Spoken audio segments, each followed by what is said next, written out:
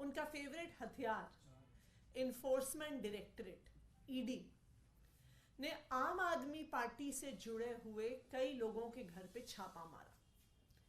उन्होंने दिल्ली के मुख्यमंत्री अरविंद केजरीवाल जी के पीएस के घर पे छापा मारा। ये छापा 16 घंटे चला। ईडी ने आम आदमी पार्टी के ट्रेजरर और हमारे राज्यसभा सांसद एनडी गुप्ता जी के घर पे छापा मारा। ये छापा 18 घंटे चला। लेकिन आज जो बात मैं आपको बताने वाली हूं इन छापों के बारे में, उसको सुनकर आप हैरान हो जाएंगे, दंग रह जाएंगे।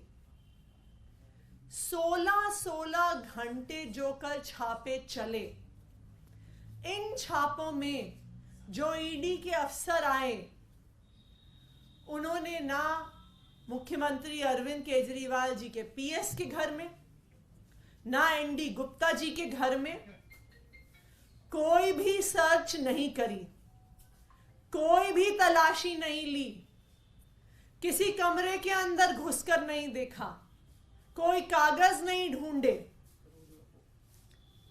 उन्होंने कोई पूछताछ नहीं करी। ना मुख्यमंत्री के पीएस से पूछताछ करी, ना एनडी गुप्ता जी से पूछताछ करी, ना उन्होंने कोई भी कागजी कार्रवाई करके बताया कि वो किस केस की जांच के लिए आए हैं। ये शायद ईडी के इतिहास में पहली बार होगा कि छापा पड़ गया, 16 घंटे चल गया, लेकिन लिखित में ये कहीं नहीं दिया कि किस केस पर छापा मारने आए हैं, किस केस पर इन्वेस्टिगेशन चल रहा है, किस केस के तहत छापा मारने आए हैं। ये पंचनामा है जो मुख्यमंत्री जी के पीएस विभव कुमार जी के घर पे जब 16 घंटे रेड खत्म हुई उसके बाद साइन हुआ। यह पंचनामा ईडी के इतिहास का ऐतिहासिक पंचनामा होगा, क्योंकि इस पंचनामे में यह भी नहीं लिखा कि किस केस का इन्वेस्टिगेशन करने आए हैं। जब भी ईडी आती है, किसी के घर छापे मारती है, उसके बाद कुछ सर्च और सीजर होता है। उस सर्च और सीजर के डॉक्यूमेंट्स पे यह स्पष्ट लिखा जाता है कि क्या केस है, क्या एफआईआर को ईडी में ईसीआईआर बोलते हैं, क्या उस केस का ईसीआईआर नंबर है, क्या उसकी डिटेल्स है। लेकिन कल की छापे में ईडी ये बताने को भी तैयार नहीं है कि वो छापा किस केस में मारने आई थी। मुख्यमंत्री के प्राइवेट सेक्रेटरी के घर में 16 घंटे छापा चला। उस 16 घंटे क्या हुआ? उस 16 घंटे में ईडी के अफसर विभव जी के ड्राइंग रूम में बैठे रहे। पूरी दुनिया में, पूरी मीडिया में तमाशा चलता रहा कि रेड चल रही है, रेड चल रही है, रेड चल रही है, लेकिन ना कोई कागज देखे, ना कोई सर्च एंड सीजर किया, ना कोई पूछताछ करी। और 16 घंटे के बाद यह पंचनामा क्या दिखाता है? क्या ईडी वाले कुछ पैसा लेके गए? क्या ईडी वाले कुछ सोने के बिस्कुट लेके गए? क्या ईडी वाले प्रॉपर्टी के कागजात लेके गए? क्या ईडी वाले शेल कंपनीज के कागजात लेके गए? नहीं। 16 घंटे के छापे के बाद ईडी ने सबसे पहले क्या लिया? सीएम के पीएस के 2 जीमेल के अकाउंट्स का डाउनलोड लिया। यह था ईडी का छापा। उसके बाद उन्होंने क्या लिया? उन्होंने सीएम के पीएस और उनके परिवार के 3 फोन लिए। यह था 16 घंटे का छापा।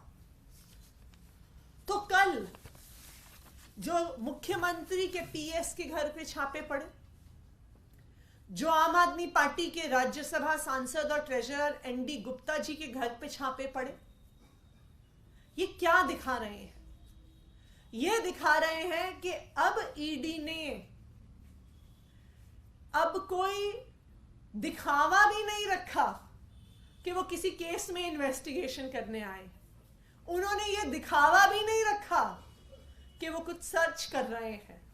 उन्होंने कोई दिखावा भी नहीं रखा कि वो कोई कागज लेके जा रहे हैं। तो अब ईडी ने सारे दिखावे खुद खत्म कर दिए हैं और ईडी ने अपना असली रूप सामने रख दिया है कि जो छापे पड़ रहे हैं, जो समन्स आ रहे हैं, वो सिर्फ और सिर्फ एक ही मकसद से है कि वो दिल्ली के मुख्यमंत्री अरविंद केजरीवाल पे हमला करना चाहते हैं, दिल्ली के मुख्यमंत्री अरविंद केजरीवाल जी को कुचलना चाहते हैं। भारतीय जनता पार्टी को पता है, प्रधानमंत्री नरेंद्र मोदी जी को पता है कि अगर कोई एक नेता है जो उन्हें चैलेंज कर सकता, कोई एक नेता है जो लगातार उनके खिलाफ आवाज उठाता है, अगर कोई एक नेता है जो उनकी धमकियों से, जेल भेजने से, छापों से, समन से डरता नहीं है, वो नेता दिल्ली का मुख्यमंत्री अरविंद केजरीवाल है। ये भारतीय जनता पार्टी को पता है। तो इसलिए अब खुलेआम सारे नकाब उतार के, सारे दिखावे खत्म करके अब ईडी को सिर्फ एक काम पे लगा दिया गया है कि अरविंद केजरीवाल जी के आसपास के सारे नेताओं को, सारे काम करने वालों को जेल में डाल दो। पहले यह तय होता है कि किसको जेल में डालना है, उसके बाद डिसाइड होता है कि किस केस के तहत डालना है। और अगर कल का पंचनामा देखें तो अब तो किसी केस, किसी इन्वेस्टिगेशन का दिखावा भी केंद्र सरकार की ईडी ने खत्म कर दिया।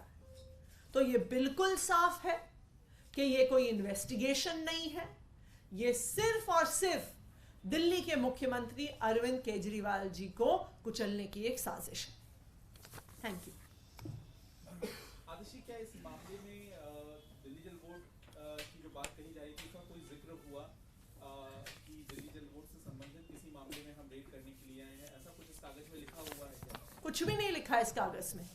इस कागज में पहले पन्ने पे लिखा है कि 2 जीमेल के अकाउंट का डाउनलोड कर रहे हैं और फिर उसके बाद लिखा है कि हम आपके 3 फोन लेके जा रहे हैं। ना किसी केस का जिक्र, ना किसी ECIR का जिक्र, ना किस तहत वो विभव कुमार जी जो सीएम के पीएस हैं उनके घर आए हैं उसका जिक्र, क्या इन्वेस्टिगेट करने आए हैं उसका जिक्र, ना कोई सर्च, ना कोई पूछताछ, ना किसी कागज को देखना। बस 16 घंटे बैठ के गए। क्यों?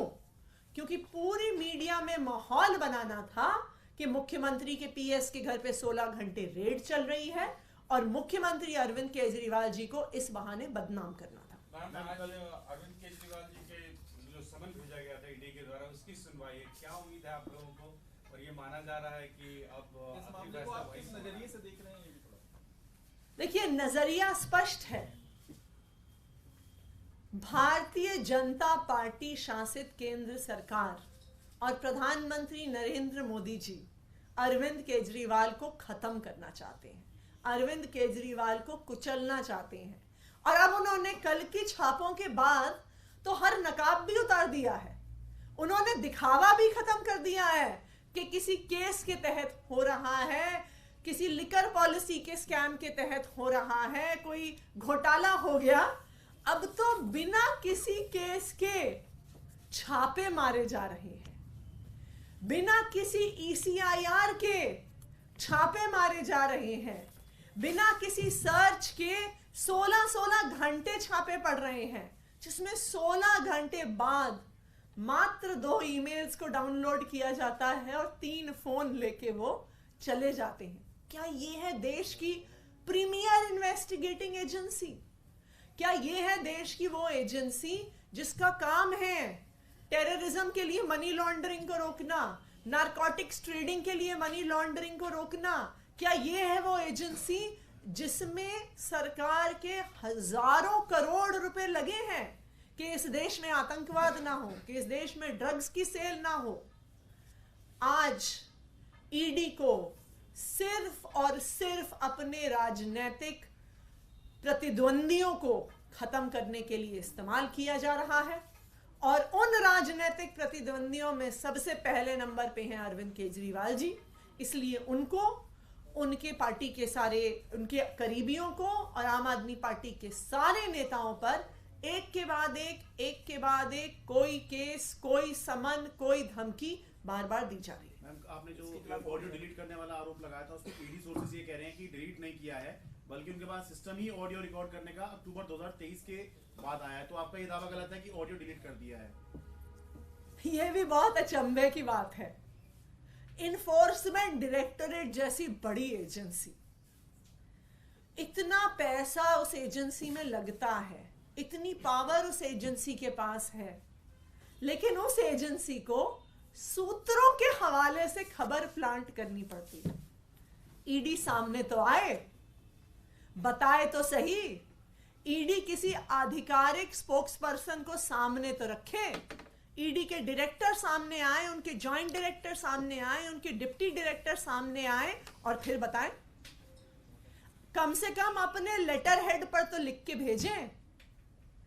व्हाट्सएप पे भेजा हुआ मैसेज फ्रॉम ईडी सोर्सेज को किस आधार पे माना जा सकता है?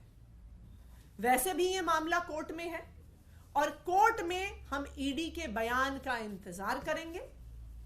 ईडी अपना बयान दे, कोई ईडी का अफसर साइन करके बताए कि जो सुप्रीम कोर्ट का आदेश था, जो सीबीआई के ईडी के स्पेशल कोर्ट में जस्टिस नागपाल का आदेश था, कोई अफसर एफिडेविट पे साइन करके बताए कि हमने उसके कंटेम्प्ट में जाकर सीसीटीवी में ऑडियो रिकॉर्डिंग नहीं करी है।